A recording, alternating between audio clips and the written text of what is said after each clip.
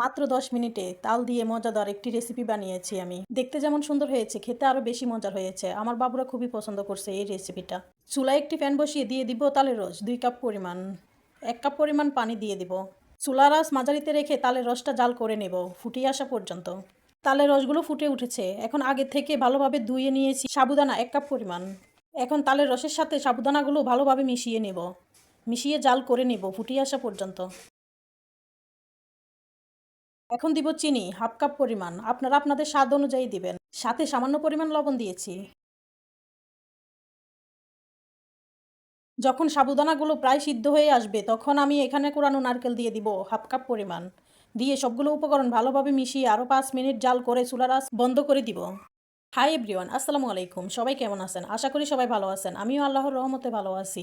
যারা আমার পেজটিতে ফলো দেননি, নতুন নতুন ভিডিও পেতে পেজটিতে ফলো দিয়ে রাখবেন। ইউটিউব চ্যানেলে সাবস্ক্রাইব করে রাখবেন।